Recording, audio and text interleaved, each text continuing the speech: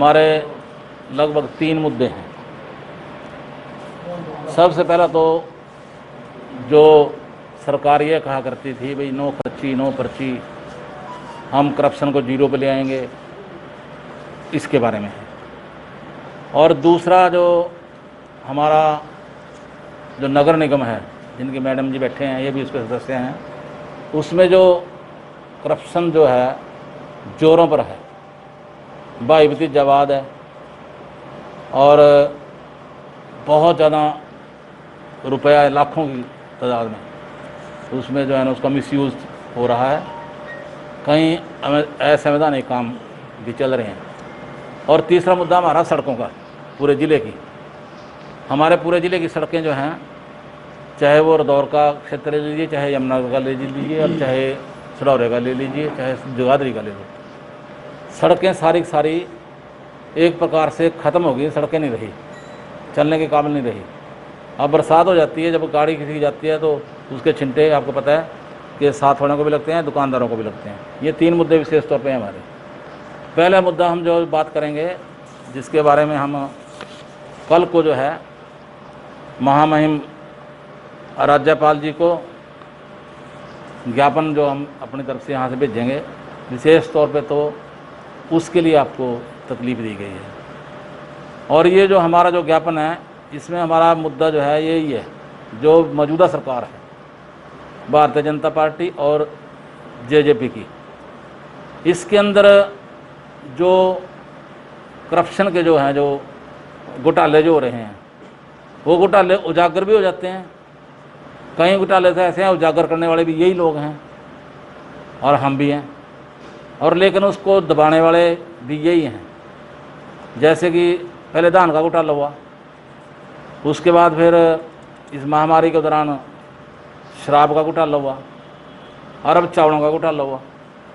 इस प्रकार के बहुत से घोटाले हैं। और इससे भी बड़ा जो घोटाला मैं आपको बताऊं, जो ओवरलोडिंग का है, ये भी एक घोटाला है बहुत बड़ा, जिसमें कि अभी ये सारे घोटाले जो हैं, इसके लिए सरकार कोई SIT गठित करता है, कोई SET गठित करता है। और जब इनसे बातचीत होती है तो ये कहते हैं जी जब रिपोर्ट आएगी वो सबके सामने आ जाएगी।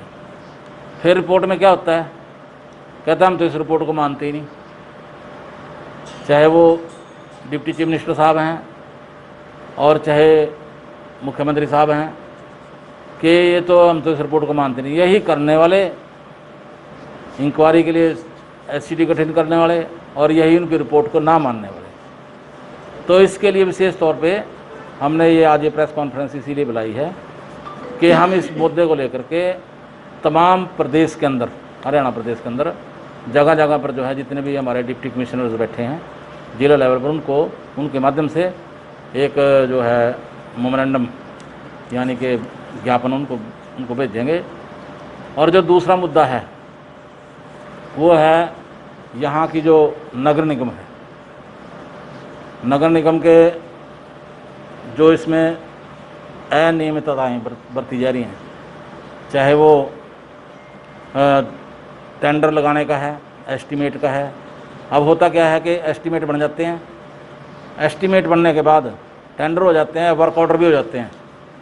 उसके बाद उसी जिसने टेंडर लिया है दोबारा फिर री एस्टीमेट होते हैं उसी काम के, उनको पैसों को बढ़ा दिया जाता है। जबकि जब टेंडर हो गया, एस्टीमेट बन गया, उसके बाद ऐसा नहीं होना चाहिए कि दोबारा री एस्टीमेट बने और उस अमाउंट को लाखों में बढ़ा दें। इसका मतलब कहीं ना कहीं मुसीबत है। इसी प्रकार से और भी ऐसे बहुत से मुद्दे हैं निगम के अंदर। अब जैसे कि आउटसोर्सिंग की जो नौकरियां हैं, इसमें बाइबती जवाद है, जो DC रेट पर लगाते हैं और कॉन्ट्रैक्ट बेस पे लगाते हैं। जो वहाँ पर लगे हुए हैं उन्हीं के बाइबती जगह ले लेते हैं। कोई SC है उसके बेटे को ले लिया, कोई मेयर है उसके भांजे को ले लिया, कोई दूसरा कोई सुप्रिटेंडेंट है उसके बेटे को ले लिया। इस प्रकार से जो काबिल लोग हैं वो वंचित रह जाते हैं। और वो जो इनकी कहावत है कि नो पर्ची नो खर्ची, वो यहाँ के फेल है, वो यहाँ करके फेल है। और इसी प्रकार से और भी नगर निगम के बहुत से मुद्दे हैं, करप्शन के हैं, जिनके डॉक्यूमेंट्स प्रूफ के साथ मेरे पास हैं, अभी साथी आने लग रहे हैं लेकर के, प्रूफ के साथ हैं, ये कर लियो इसकी आए। तो वो समय आने पर जो डॉक्यूमेंट्स हैं वो मैं प्रोवाइड करूँगा, और सरकार से मांग रखेंगे हम कि इसकी कोई विजिलेंस जांच होनी चाहिए किसी सिटिंग जज से। जो डॉक्यूमेंट्स हम देंगे उन डॉक्यूमेंट्स को अगर जांच करेंगे तो सारे दूध का दूध और पानी का पानी हो जाएगा। यानी कि वो सरकार जो ये कह रही थी बनने से पहले कि हम करप्शन नहीं छोड़ेंगे किसी भी महकमे के अंदर, और आज उन्हीं के लोग जगह जगह बैठ करके करप्शन कर रहे हैं। यानी कि विभाग को डिम्मक की तरह चाट रहे हैं, जिस प्रकार से डिम्मक लग जाता है ना, इस प्रकार से चाटने का काम कर रहे हैं। और जो हमारा तीसरा मेन मुद्दा है, अब सरकार कहते जी पैसे नहीं है डेवलपमेंट के वर्क्स के लिए, पैसे नहीं है। अब जैसे 5 करोड़ का मामला है, प्रत्येक विधानसभा क्षेत्र के अंदर 5-5 करोड़ रुपए विधायक को दिए जाएंगे, एस्टीमेट भी चले गए, पास हो गए, पैसे भी पता नहीं वहाँ से आए या नहीं आए, उसको कह दिया जी कोरोना की बीमारी है, इस करके पैसे आपके होल्ड पे रख दिए गए। इसी प्रकार से विधायक निधि जो 2 करोड़ रुपए की होती है वो भी होल्ड पे है। यानी कि काम कोई नहीं हो रहा। सड़कों की वो हाल है कि कहा नहीं जा सकता कि जो सड़कों की जो बुरी हाल है। मुख्यमंत्री महोदय जी को मैं पर्सनली भी दे आया सड़कें कि मेरे विधानसभा क्षेत्र की ये सड़कें हैं और इनका बुरा हाल है। बस ये आगे से जवाब कोई नहीं है कि जी जल्दी हो जाएंगी, कर देंगे इनको, लेकिन करना किसी ने नहीं। यहाँ के एक्शन को मिलते हैं, जो यहाँ एक्शन साहब बैठे हैं उनका भी यही जवाब है कि जी बस ये मान लो जी, बस ये उससे पहले हो जाएंगे, 10 दिन में हो जाएंगे, शुरू कर देंगे, 15 दिन में शुरू कर देंगे।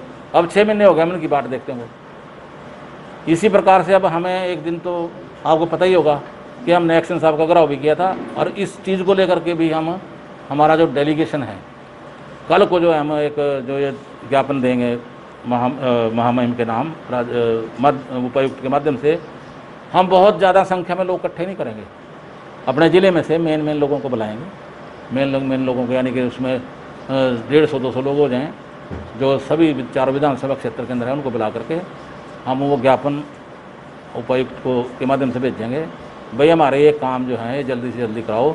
अगर नहीं करा सकते तो फिर कुर्सी पे तुम्हारा बैठने का कोई लाभ नहीं है, फिर कुर्सी छोड़ो, किसी दूसरे को मौका मिलना चाहिए। अर्थात करो या फिर कुर्सी छोड़ो।